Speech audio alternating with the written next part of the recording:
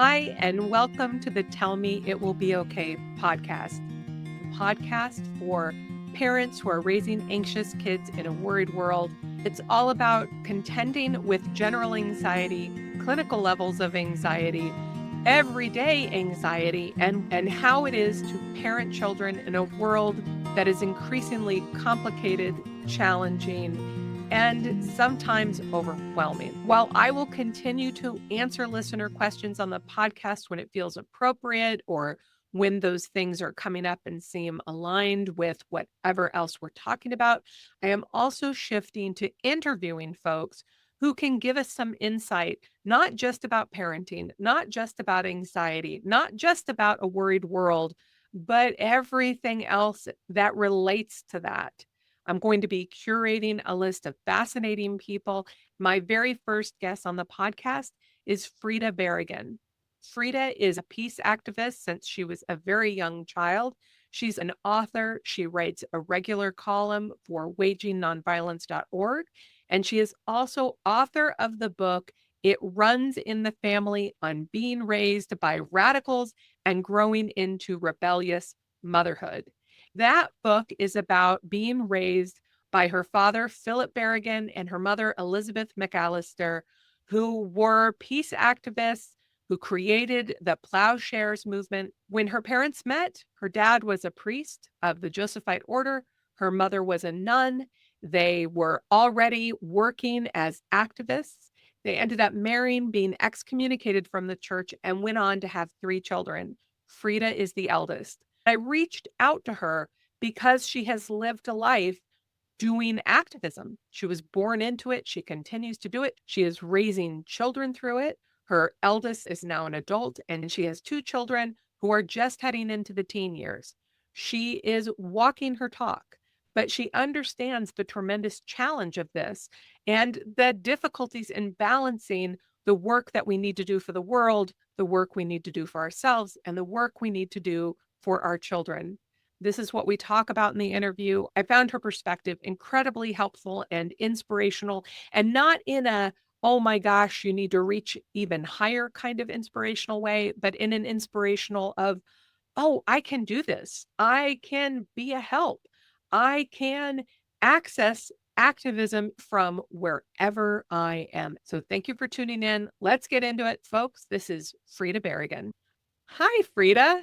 I love the color behind you. How did you pick that? Thank you. I was going for marigold and it worked. Yeah. So bright and lovely. And you are calling from Vermont? I'm from New London, Connecticut. Connecticut. You're about 3 hours from me. Okay. And where are you? I'm in Northeast Pennsylvania. Oh, okay. Great. Okay. Before this, we were talking about how old your kids are. Can you fill people in and how old your kids are and who they are and what you are open to sharing about them? Sure. I have 3 kids. Don't I have a 12-year-old named Madeline, who's in 6th grade. She'll be 12 later this month. And Seamus is 13. He'll be 14 this summer, and he's in 8th grade. And then my stepkid, the wonderful Ro, is 19 and in their first year of college at Johnson and Wales. Oh, wow. That's a big deal. Yeah, my husband's kid, and we've been co-parenting with Rosina's mom since we fell in love when Rosina was about 3 or 4 years old. So you are really in it with parenting. You've been through it and you are deep in it. These are big ages for kids. These are big ages. And I think all the time back to when I had 2 kids in diapers and a small child. Rosina was maybe in 2nd or 3rd grade, and how full on parenting was. I realized that it is no less full on now that they all can make themselves ramen and get themselves dressed in the morning, that their emotional lives are just as complicated and just as in need of my attention as taking care of their physical bodies when they were so much littler. And it's a surprise every day, but a good surprise. I found that parenting little ones was physically exhausting. And then as they got older, it shifted to more emotionally intense. Yeah. Yep. Yeah. But a joy all through it. Yeah. Yeah.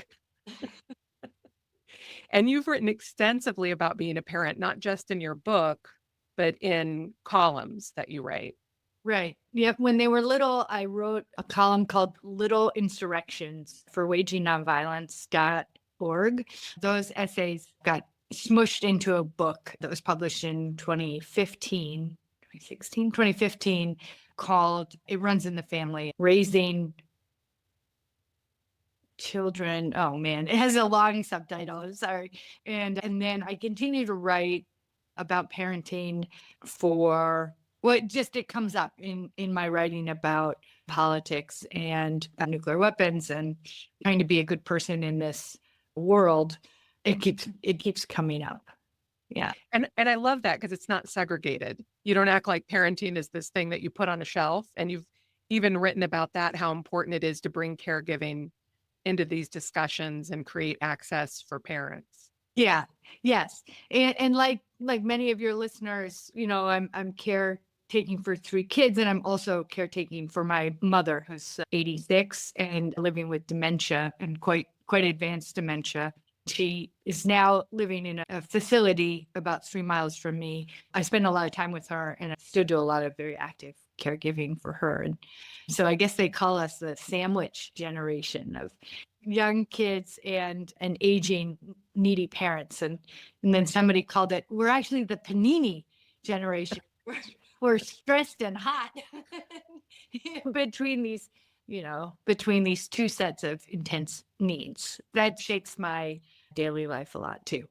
I'm sorry to hear that about your mom. I was wondering how she was doing. Yeah, she doesn't have any shame or awareness of her disease, and I'm grateful for that. Physically, she's still pretty strong, so it's good. She has a lot of pleasure in her life, which is nice. And you have younger siblings, but they don't live very near. Is that right? Well, I have an Irish twin, my brother Jerry, who lives in Michigan. And then my sister is 7 years younger than I am. I'll be 52 this year. She actually moved to Connecticut when caretaking our mom got to be too much for me. And so we live about 4 blocks away, and she's a physical therapist at our mom's. And so we share caretaking responsibilities. I'm glad to hear that. Yeah. I wake up every day grateful to have my little sister as my neighbor. You come from an famous activist in your family, as does your husband.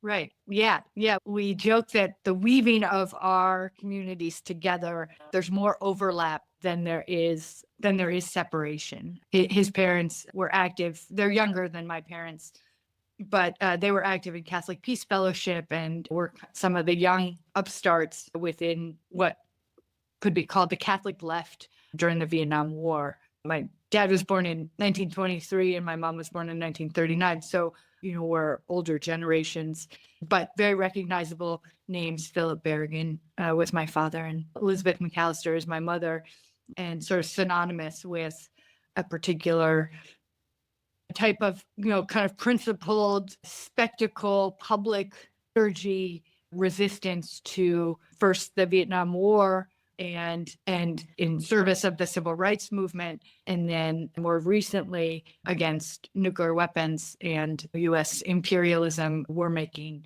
projects abroad.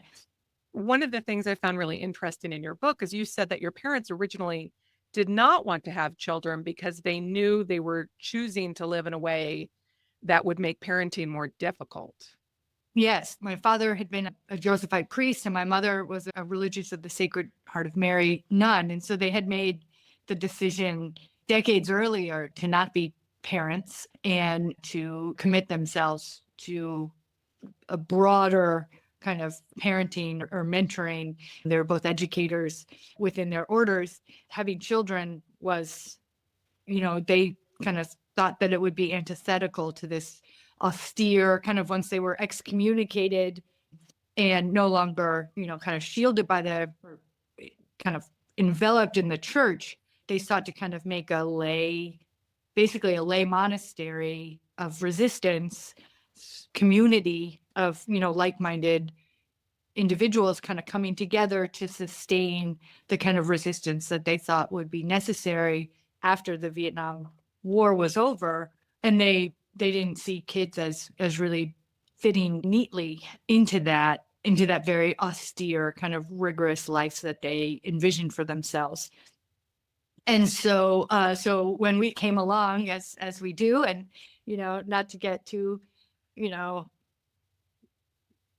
graphic about it, but Catholics don't know a lot, or didn't back then know a lot about how how these things worked. We were all surprises in different ways. Myself, and then my brother was born basically a year later, and then my sister was born, after my mom had already hit menopause, right? So we were all like, whoa, whoa, whoa. They realized that we could fit in, and we did. And other kids were part of our community, which was called Jonah House in Baltimore, Maryland. Other kids fit in, but it was not a typical childhood by any means. Not that anybody really lives a typical life, but we lived in active community with mostly single adults. But as I said, there were other couples and children who were part of that. People moved through. Lots of people stayed for a year or 3 years. Some people were part of our daily lives for decades. And, we were very poor. It was all very rigorous, very regimented. They kind of replicated the best of monastic life in a lay kind of situation. So, meals were at particular times. We all ate together. We shared responsibility for making meals. Childcare was a task like all of the other tasks that were shared amongst the adults. And then they painted houses to make a living. They didn't want to be dependent on donations, but there was only one bank account. So all the money just went into that one bank account. And so we did a lot of dumpster diving and a lot of gleaning, shared food with our neighbors. Baltimore is a city of neighborhoods, and we were sort of between two neighborhoods, kind of always on the edge of gentrifying, kind of white middle class neighborhood, and beautiful old historic Baltimore row houses with lots of beautiful stained glass. And then, kind of you cross the street and you're in a African-American poor neighborhood, lots of people kind of squeezed into, these row houses that were broken up into many apartments. And so, we were white like the gentrifiers, but we were squeezed together like the African-Americans. And, we had none of the hallmarks of white interlopers. We didn't call the police. We didn't hold our parking spaces with chairs in the wintertime. We weren't afraid of our Black neighbors, so we didn't lock our doors. That was kind of our upbringing. My brother, sister, and I all went through public school, which was a surprise to lots of people who associate both of my parents with Catholicism, but they had had enough of the church with a capital C at that point and really didn't want to impose that on us. And it's one of the many things I'm grateful for, to kind of have been able to go to public school. I think it would have been, I don't know what it would have been like to go to Catholic school with the last name of Berrigan, but I'm glad I didn't have to find that. I think that you went to Hampshire, which people may not know is a very expensive, very sort of crunchy liberal arts college. I just wonder what kind of culture shock that was for you, especially with your peers, because you're sort of dancing in these two worlds. Yeah. It was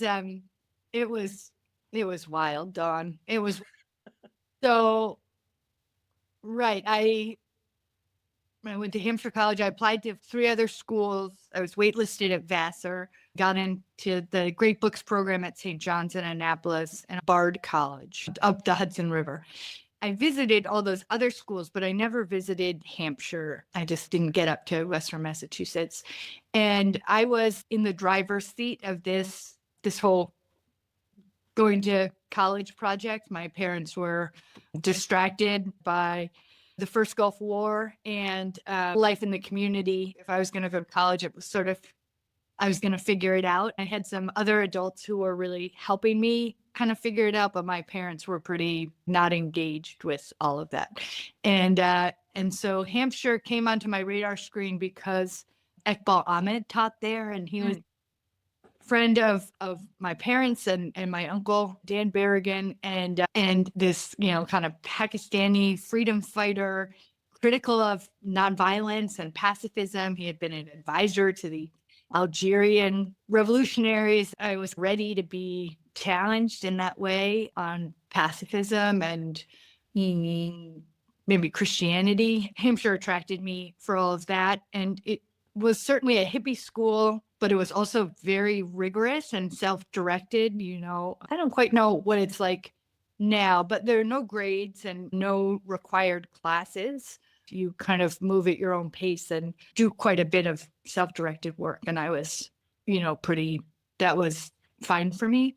Mm-hmm. But yeah, so I got there, I had gone to a college preparatory high school where pretty much everybody went to college, and it was academically rigorous. And, I thought of myself as pretty smart, but I got there and I was completely unprepared for lots of things. I was unprepared for the wealth of my peers. I was unprepared for the kind of fish, Grateful Dead culture there.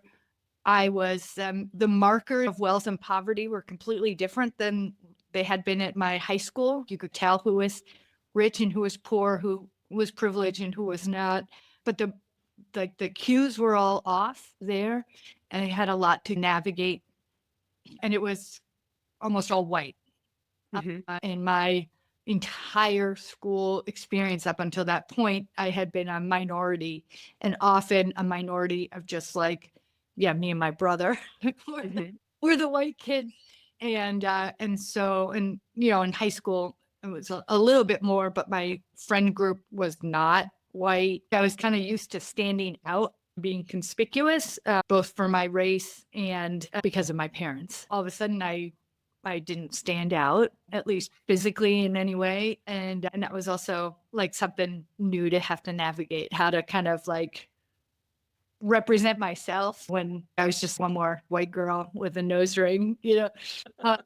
So it took me some time to find my footing there, but I was really, really glad to study there. And then it was also rural, and I had never been in a rural place before at all. So stars and sheep and a farm and space and quiet, those were not part of my reality. But I was really happy there, and it was such a privilege to be able to study with Iqbal Ahmed. And because it was Hampshire, I would also see him in the co-ed sauna. Oh, hello, professor.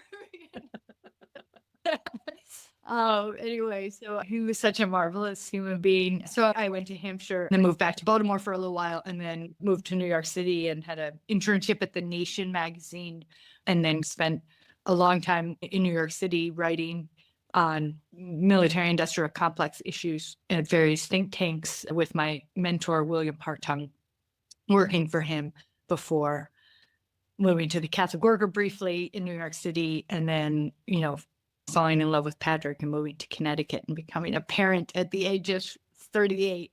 So, yeah, that's me in a nutshell, Dawn. It's got to be a really big nutshell. Right?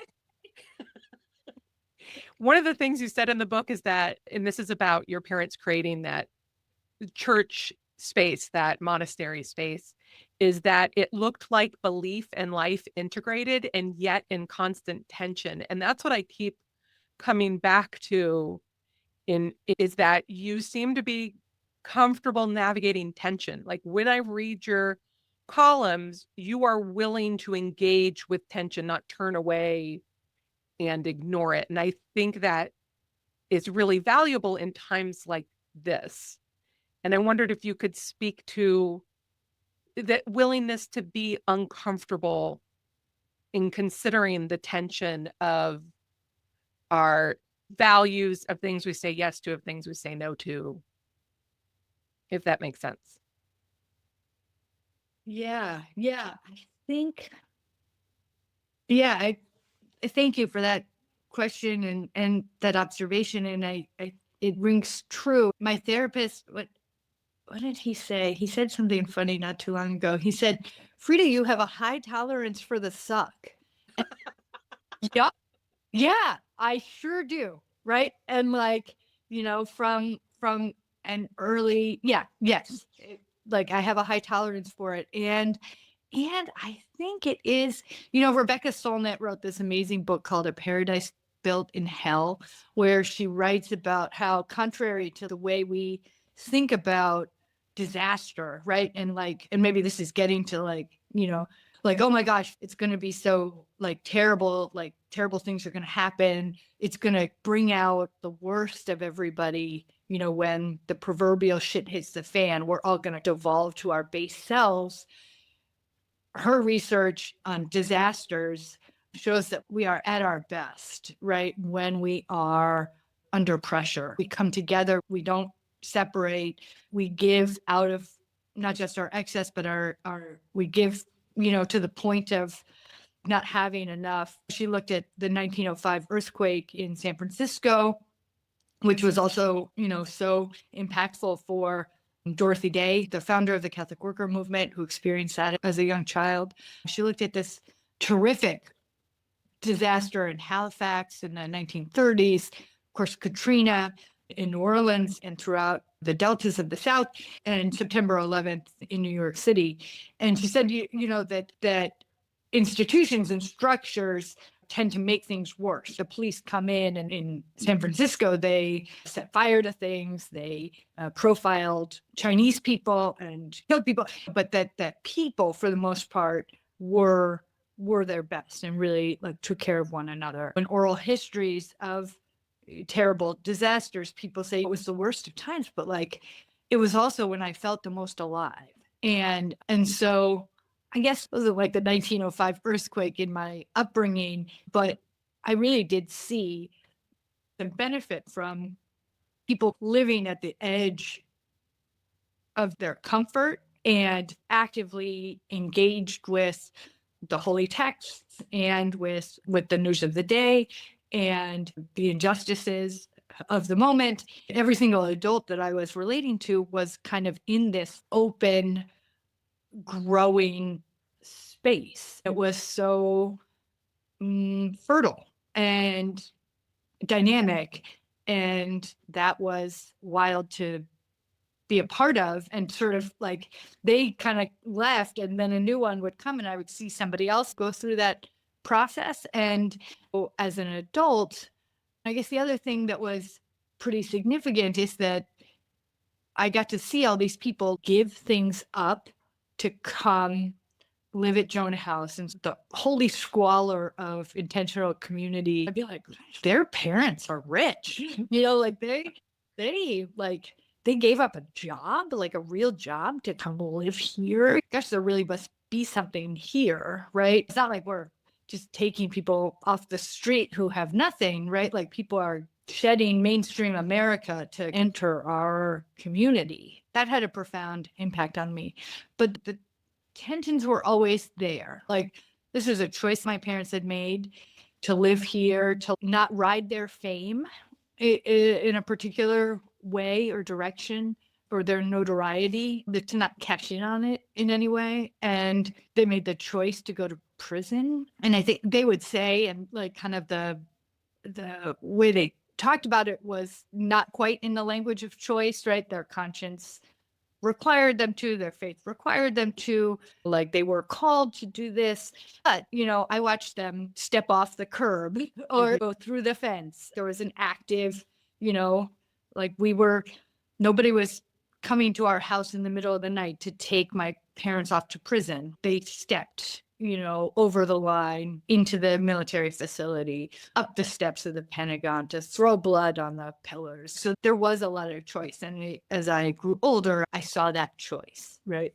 And so, and then I was aware that I was not the only kid in 7th grade with a parent in prison, but there was not the same agency, and there certainly wasn't the same support for the parents of my peers in prison. So I was sort of aware of that tension, right? And mindful of the nobility of going off to prison was maybe only noble for particular reasons, but that was sort of complicated because this question of choice hung me up. One of the reasons I, would really have to really not want to go to jail or prison for a long period of time and leave my kids is because, unlike my parents, I have a visceral sort of in my body understanding of how hard that is on other people,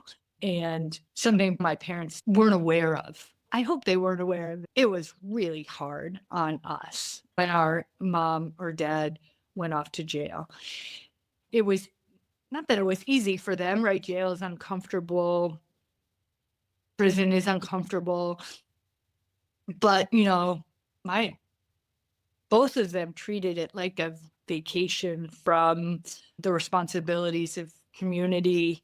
They studied the Bible. They, related intensely to the people directly around them. They did a lot of correspondence and writing.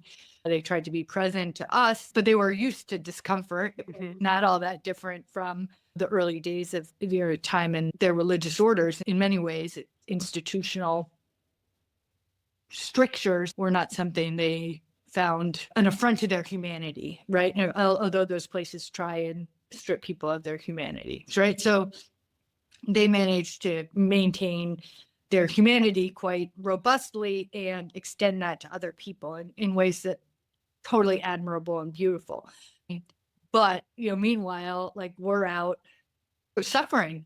We totally suffered. I think about that a lot. And I, think about the burden that kind of witness puts on the people closest to me. If it had to happen, we would all get through it, right? But in terms of that sense of choice, I am not stepping into actions that I am judging have serious consequences, right? I got arrested last, Ash Wednesday in New York City, spent a couple hours in lockup, was released with a parking ticket, right? Like that.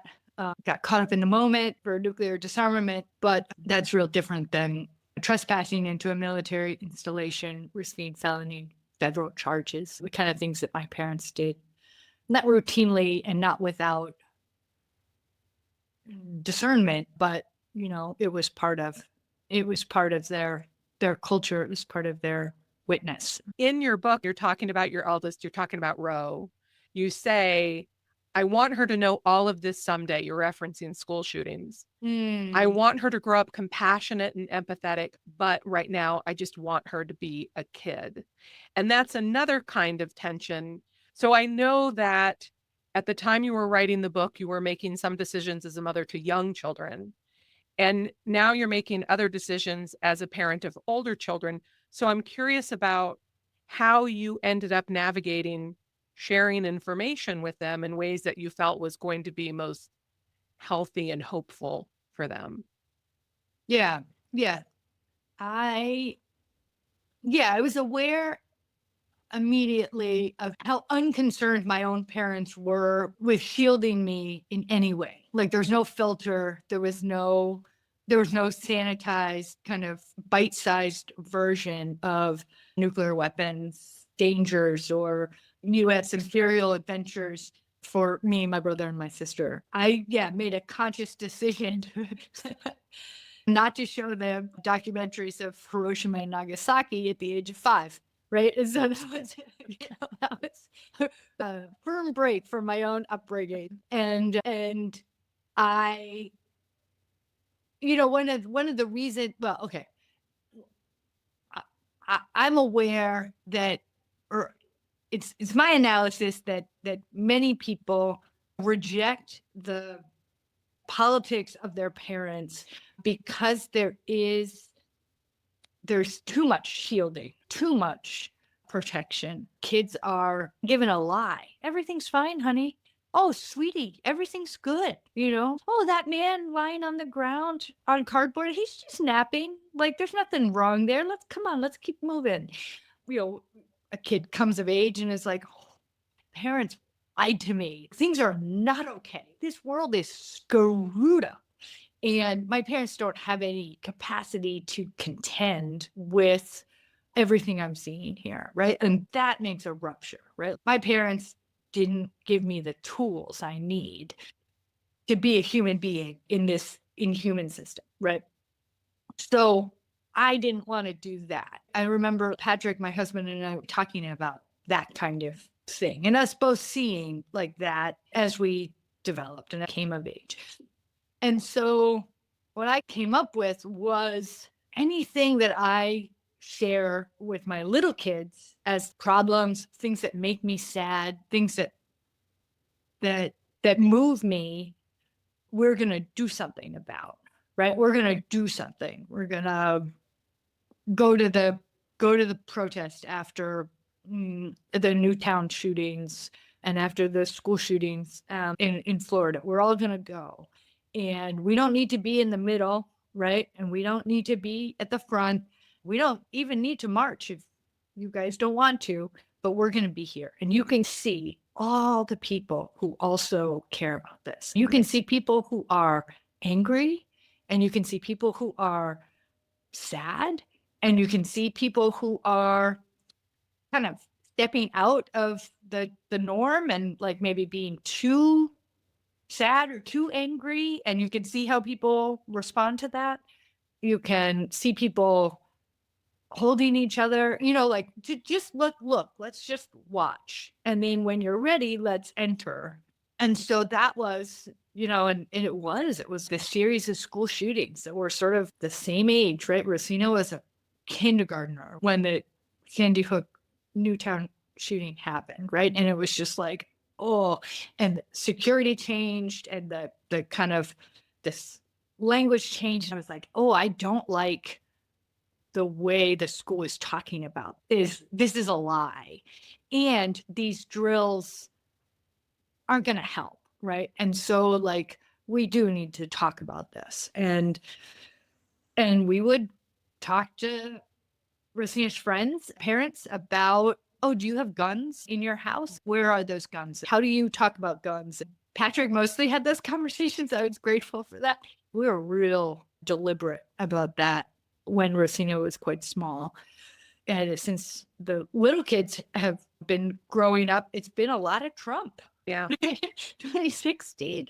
And so I was like, okay, well, there are these brand new, the last refugees before the Muslim ban came to Connecticut, came to New London, because they actually landed in Indiana, but Mike Pence was, made the plane go.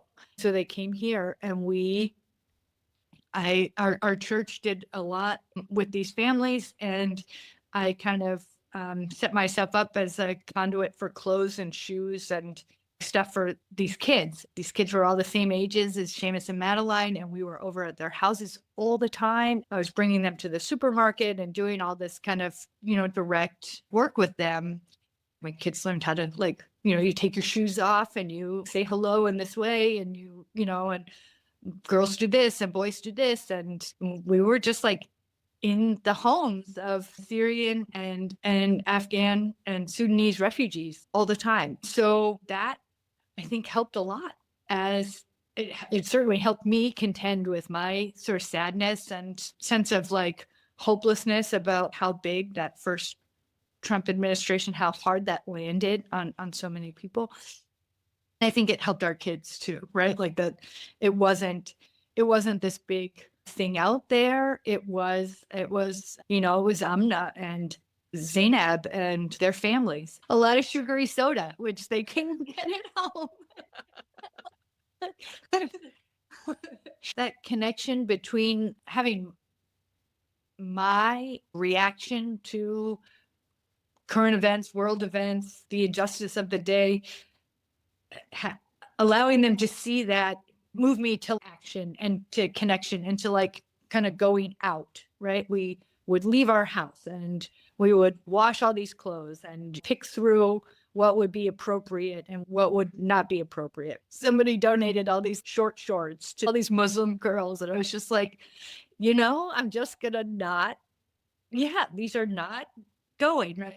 Anyway, and so through working with those families, I got to talk to my kids a lot about the importance of making them feel welcome and how they settle in and work to retain some parts of home as they become Americans. And back to tension, some of that bothered me so much. So the oldest girl in this Sudanese family She joins ROTC as a freshman in high school. And I'm like, oh. and I like had to let it go. I just I'm not going to lecture this young woman about, well, I said what I needed to say, but I'm not going to call her names or, have less of a relationship because this is the path she's chosen to give back to the country that took her in or assimilate fully. And then I can also appreciate that there's something very beautiful about this young dark-skinned Muslim woman wearing her hijab and then like her little like ROTC hat, like just so on top of her hijab. And I'm like, yeah, that all looks pretty cute, To get back to your question, to link what's happening out there with our ability to go out and do something, change everything, right? But for this year and a half that these families were settling and figuring things out, we were a really big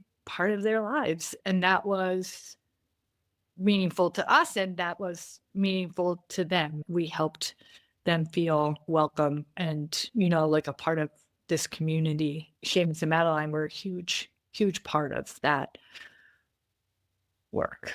When I'm talking to parents, sometimes they'll say, but I don't think doing X is really going to make a difference. What difference does it make?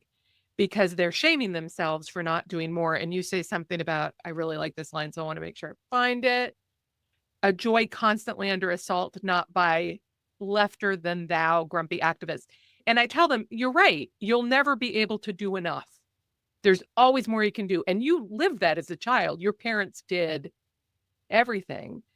And so you're very aware you could do even more. You could make another Jonah house at your house. But because it's endless, just do what you can. Yeah. I think there's something so kind of like first world and white about this idea that if I really tried, I could do it all. Like,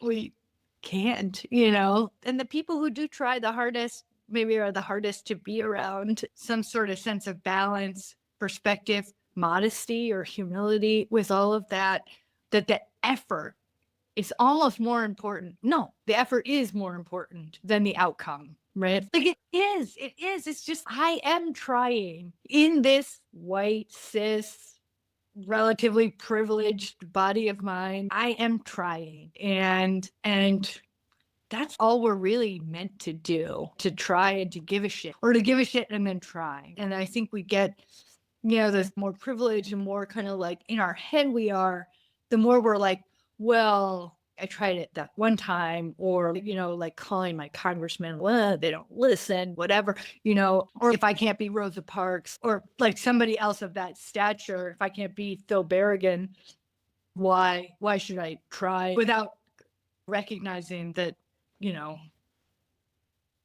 Martin Luther King was racked by insecurity, right? He never felt like he did enough. He was anxious. He was, worried. He was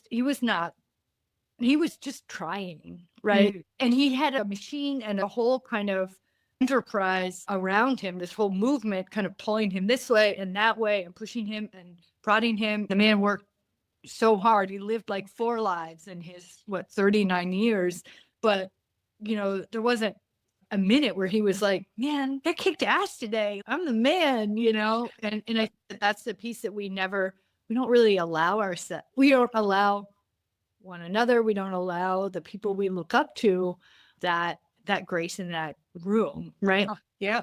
None of us are like, amazing job today, well done, but we sort of we think that's how everybody else is. My dad died at the age of 79. He was sick with cancer for actually between diagnosis and death not very long, a couple months, and he really did. He wanted his tombstone to say, I tried, right? Mm-hmm. And he had this sense that he was leaving all this work unfinished. Like, of course, of course. And my mom didn't, so she thought that the I tried was kind of too glib for a tombstone. So she told him that she wanted it to say, love one another instead. And he was like, yeah, okay. Yeah, try to love one another, right? Yeah, that's actually harder, you know?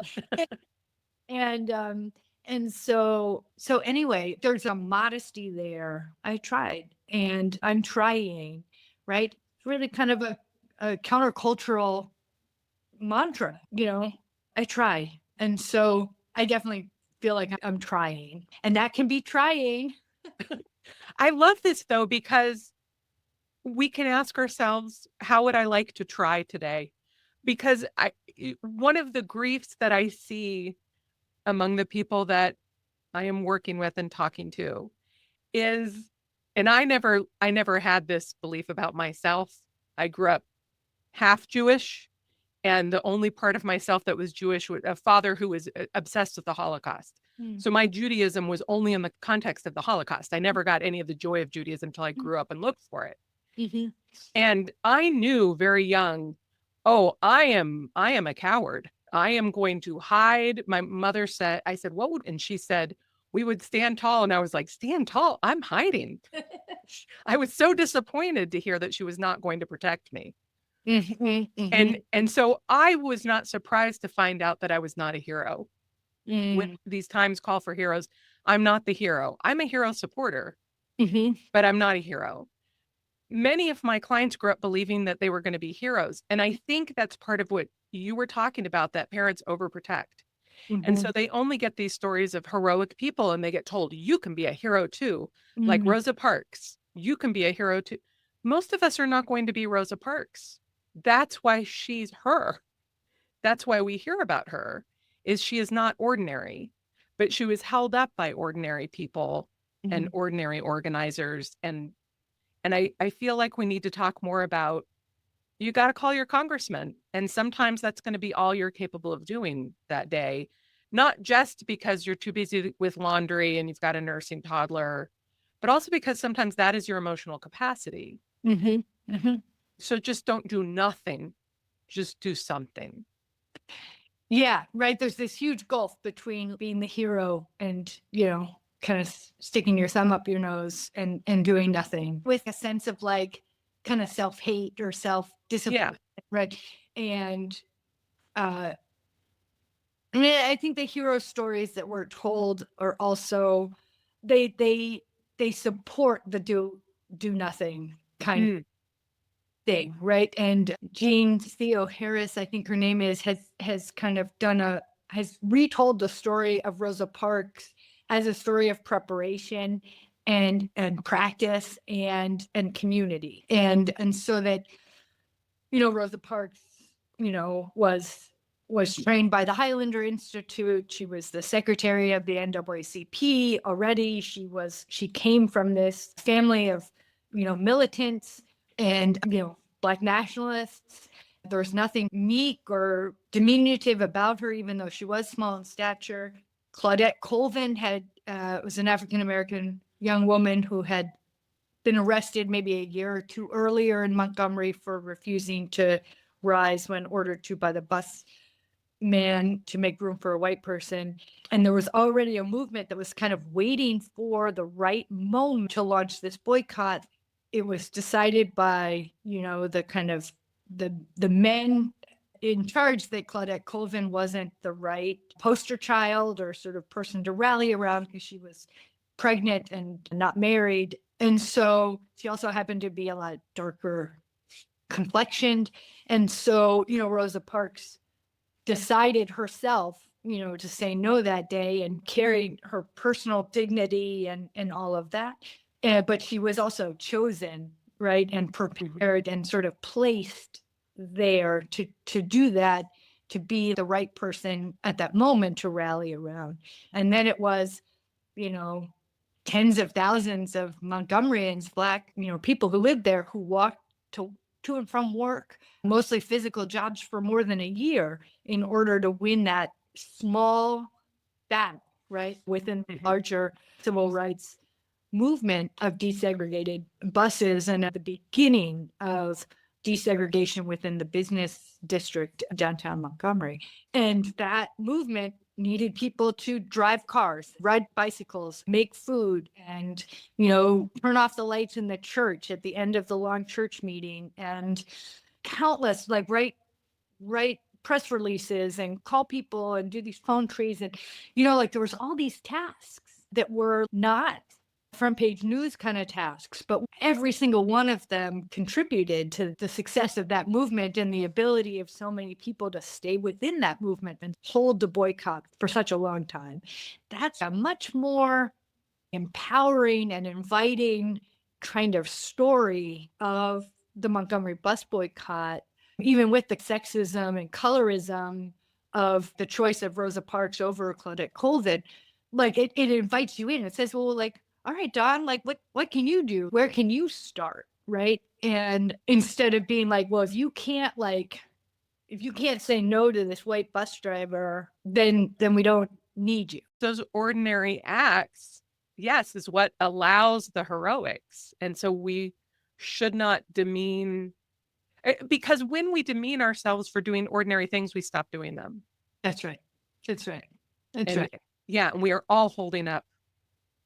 We're all holding up the sky, right? Yep. And now we're in this kind of attentional marketplace that serves us up these little snippets of heroics all the time, right? And that the heroics, though, come from these confrontations between people that are contentious. Most of them are sort of made up or just there to keep us watching, right? Like, they're just there to keep our attention here instead of connecting us, right? Like, we feel connected because we're consuming these images and these little bites, but we're not connected. And one of the struggles I have printing my Madeline and Seamus is that they're expected to have these little attention machines in their own pockets, and they're real outliers as 6th graders and 8th graders for not having them. And you run into all sorts of logistical problems with that decision, but we're holding fast, and all the research sort of supports that these machines are not really all that great for any of us. And they're certainly not great for the developing preteen and teenage mind. But even, like, I have one and I have a hard time putting it down or using it judiciously. I just want to model to them connection and relationship. And there's nothing sadder to me as I watch young people move through the world, like a part-time crossing guard. I just watch these middle schoolers trudge off to the salt mine of the middle school, but they're already at work. They've given their attention over to this machine and they're employed by it. They think they're kind of just passing the time or whatever, but they're at work. They are handing over their attention and their information to this machine, and the consequences of that are we don't really understand even like what the long-term consequences of that is. Well, it does make me think about that is one way to introduce kids to activism is by talking to them about our choices around phone use, because so often we frame it as it's bad for your brain, which is true, and we need to tell them that, but also to let them know that this is one way to stand up to the way corporations are profiting off of us. And I like that you use the word employment because they are making money off of their eyes. While we're winding up here, can you really quickly talk to me about moral cheerfulness? You use that a lot in your book. Can you explain what that means and what you're talking about there? Yeah, I'll start by saying that I am, like, somewhere in my body, I am just a happy person. I wake up kind of like, good morning. And that is kind of always how I've been. And the line that really buoys me is from Wendell Berry, and it's, be joyful though you have considered all the facts. And it comes from a brilliant poem. The title is something like the Manifesto of the Mad Farmer Liberation Front. And it is this kind of this roadmap for how to be unpredictable and unplottable and uncommodifiable and untouched by kind of consumerism and capital. But to be joyful, though you have considered all the facts. This moral cheerfulness is sort of my distillation of be joyful, though you have considered all the facts, because it is not like la la la, everything's fine, you know. I live in this kind of world of my own creation. It's not that. It is contending with climate catastrophe and, you know, being 85 seconds to nuclear midnight, and, you know, and the kind of in late capitalism, like Trumpian kleptocracy, where in the racism and the sexism and the kind of abuse of children, it's all of it, right? Like I am not unaware of any of that, but I am not going to cede my joy and my belief that life is a gift and that it is beautiful and that there's so much that's worth fighting for and preserving and protecting. We do that by bringing everybody in and holding everybody close and kind of making meaning of our own lives and making ritual, making art, and making beauty, right? And seeing beauty.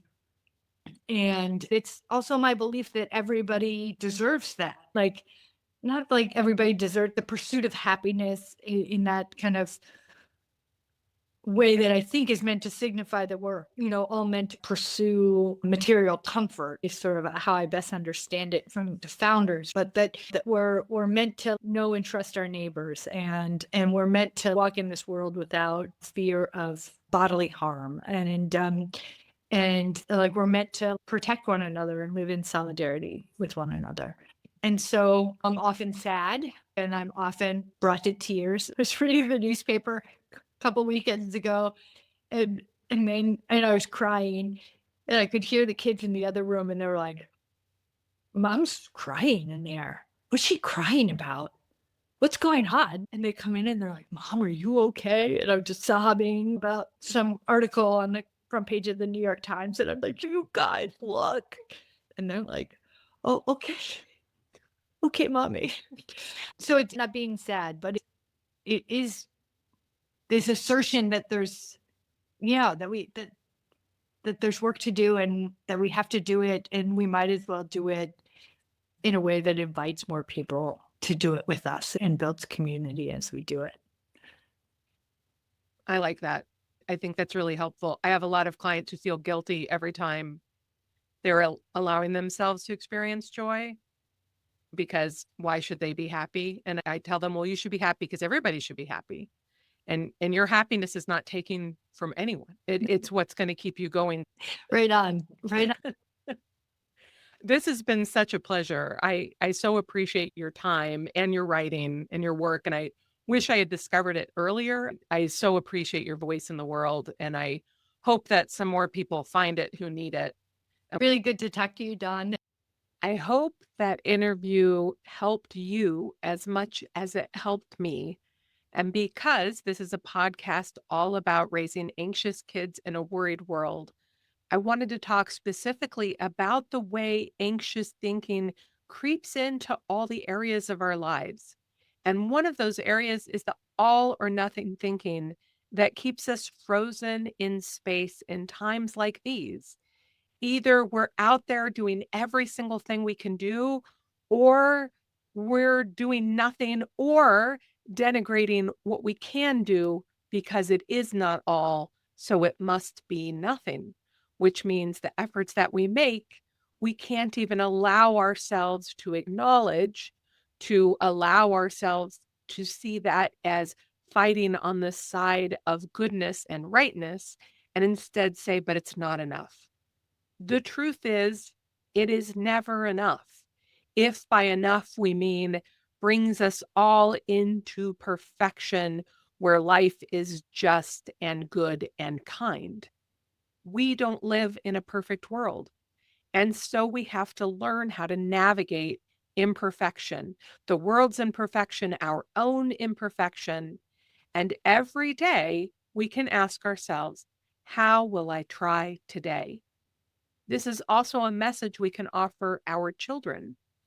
They may never do enough, but that doesn't mean that their trying doesn't matter. And they are going to have to learn to live with that too. They may yearn to hear that the efforts will guarantee their own or someone else's safety. And we can't guarantee that. But we can take pleasure in the fact that we are alive, that we are here and doing the work that we can do, the work that we can access, and we can be grateful that we get to do that. I'm not saying any of this is easy. I'm not saying that there is a way to do this where we will not feel pain, because that is also a perfectionist tendency. But how can we do this in a way that we won't feel pain? We should be feeling some pain right now because what we are witnessing is painful. But we can also practice the moral cheerfulness that Frida shared with us. Despite all the facts, we can look for the beauty and the joy and the kindness and the connection. That takes effort. This does not mean ignoring what's in front of us. It means not ignoring the good that is in front of us because we are focused on what's not good. That balance is very, very tricky. And teaching our children that balance is also very, very tricky. We will tip one way too far and the other way too far, but we need to just be balancing, to be negotiating, to be trying to figure it out. I hope you'll look into Frida's other readings. I've included links to her column at Waging Nonviolence in the show notes. It's terrific. I find her work so encouraging, and her interview was even better than I thought it was going to be because there is something about her that lends a real confidence and calm to the world, even as she is fighting so hard to make it better. And aren't we lucky to share the world with her, to share this space with her, to get to hear her voice and the voices of other people who are doing the work, and to get to share this world with each other. I welcome your thoughts about this podcast. I'd love to hear from you. If there was something especially that you found helpful, I'm happy to pass that on to Frida, or you can look her up and contact her at Waging Nonviolence. I really appreciate you listening to this podcast. I hope if this interview gave you something that you needed, that you will share it with someone else who might need it as well. I hope you're having a good week, and I'll see you next time.